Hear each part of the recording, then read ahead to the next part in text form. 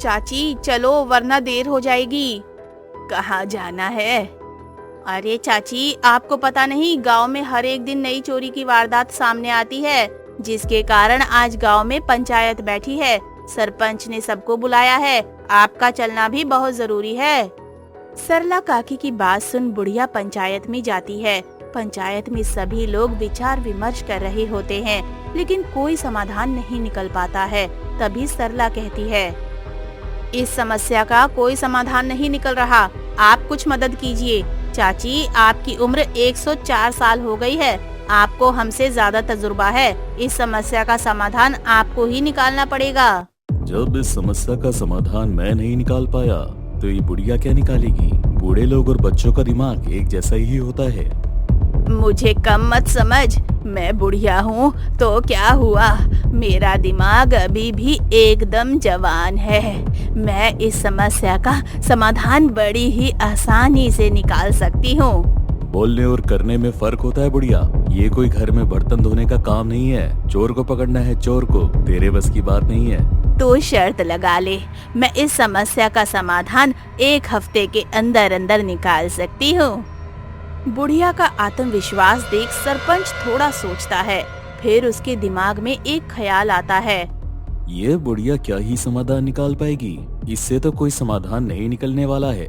पहले मैं इसे मौका दे देता हूँ, फिर जब ये समाधान नहीं निकलेगा फिर मैं इस समस्या का समाधान निकाल कर सबकी नजरों में महान बन जाऊंगा और सभी लोग चुनाव में मुझे ही वापस खड़ा करना चाहेंगे। सरपंच ये सोचकर बुढ़िया को एक मौका देता है।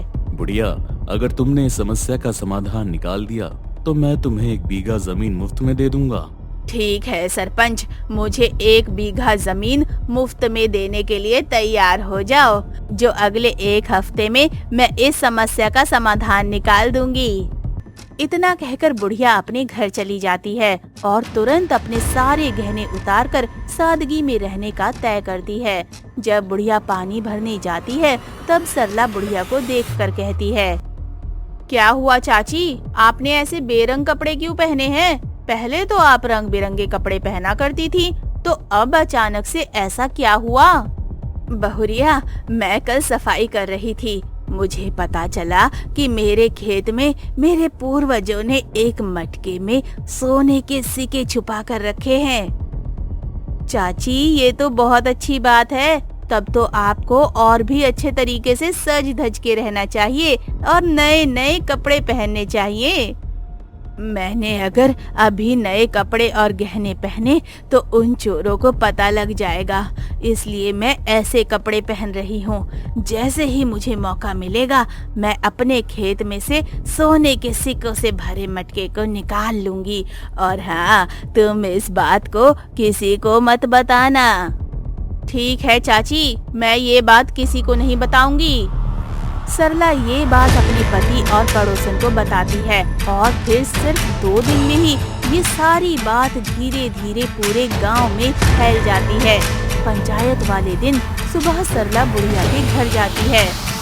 चाची, लगता है आपके खेत में चोरी हो गई है। आपका पूरे खेत को देखकर लगता है कल रात ही किसी ने आपके खेत में चुपके से खुदाई की है। क्या मेरे खेत में चोरी हो गई? किसने की मेरे खेत में चोरी? आज पूरे 1 हफ्ते हो गए हैं, आज तो वैसे भी पंचायत बैठी है, चलिए वहीं चलते हैं। सरला और बुढ़िया दोनों ही पंचायत पहुंचती हैं। सभी लोग पहले से ही वहां पर मौजूद होते हैं। सरला सारी बातें सरपंच को बताती है। तुमने इसे कहा था चोर को पकड़ने, इसके खेत में तो खुद ही चोरी हो गई है। ये क्या चोर को पकड़ेगी? ऐसे मत बोल, मैंने चोर को पकड़ने का बंदोबस्त कर लिया है। जल्दी वो चोर हम सबके सामने आ जाएगा।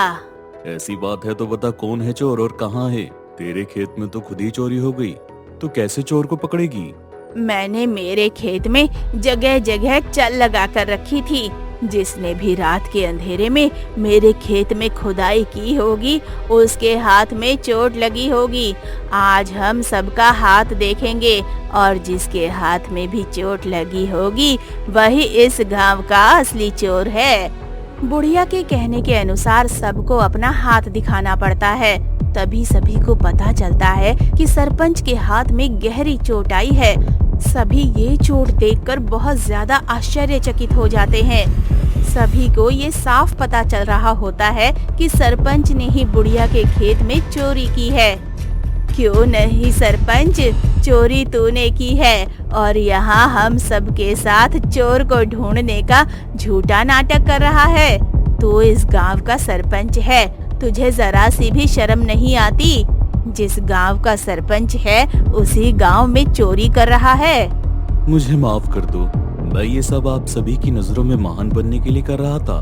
मैं ये सारी चीज आप सभी को लुटा देने वाला था।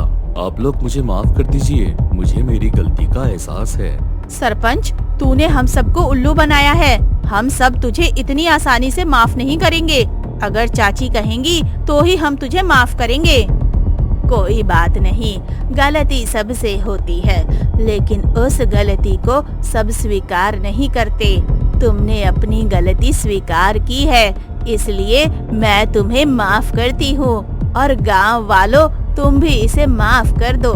वैसे आपने अपने खेत को कितनी बुरी तरीके से खुदवा दिया, हर जगह मिट्टी ही फैल गई।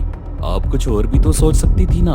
मुझे तो अपने खेत में आलू बोने थे, इसलिए तो मैंने अपना खेत खुदवाया। इसमें मेरा नुकसान नहीं है, बल्कि इसमें तो मेरा फायदा है। आपकी चालाकी को तो मानना ही पड़ेगा।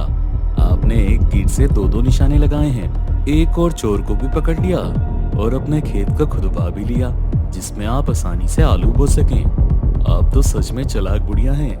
तो दोस्तों, कैसी लगी आपको ये कहानी? हमें कमेंट बॉक्स में जरूर बताएं और ऐसी ही मजेदार कहानियाँ देखने के लिए हमारे चैनल को सब्सक्राइब जरूर कर लें।